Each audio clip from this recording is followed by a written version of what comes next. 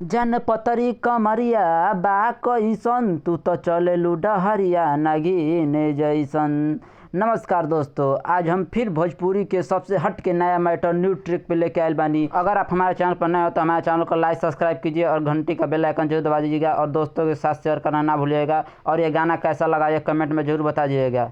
आइए अब हम गाना को शुरू करते हैं। ये सिंगल गाना है और ज़बरदस्त मैटर के साथ है। आइए हम गाना को शुरू करते हैं। लड़का का बोल है, देखिए कुछ इस तरह है। जान पतरी कमरिया बा कइसन तू तो चलेलू डहरिया नागिन जैसन। बढ़ जाला टेंशन गोरी चल देलू हंस के, बढ़ जाला टेंशन गोरी चल देलू हंस के।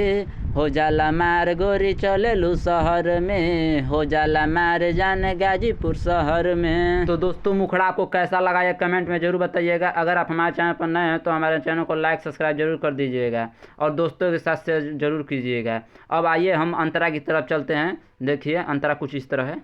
तोहार चढ़ली जवानी देख के मन कैसे मानी, हो जाला मार देखे खातिर तोहरा के जैसे हो खू कवनो रानी। हो जाला मार देखे खातिर तोहरा के जैसे हो खू कवनो रानी।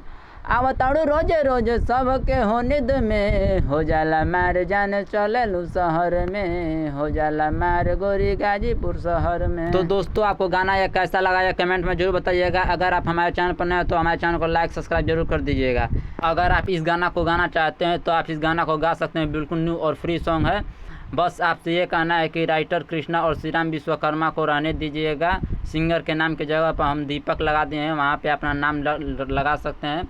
अगर नहीं लगेगा तो हमसे कांटेक्ट करिएगा, हम आपके नाम वहाँ पर सेट करके आपको व्हाट्सएप पे भेज देंगे। इससे पहले आप हमारे चैनल को लाइक सब्सक्राइब जरूर कर दीजिएगा।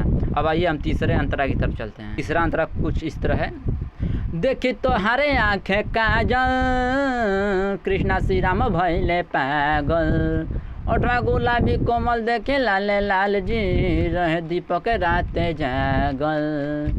ओठवा गुलाबी कोमल देखे लाल लाल जी रहे दीपक राते जागल। गइल के तने जल तोहरे चक्कर में, हो जाला मार जब चलेलू शहर में, हो जाला मार गोरी गाजीपुर शहर में। तो दोस्तों ये गाना कैसा लगा या कमेंट में जरूर बताइएगा और अपने दोस्तों के साथ शेयर जरूर कर दीजिएगा।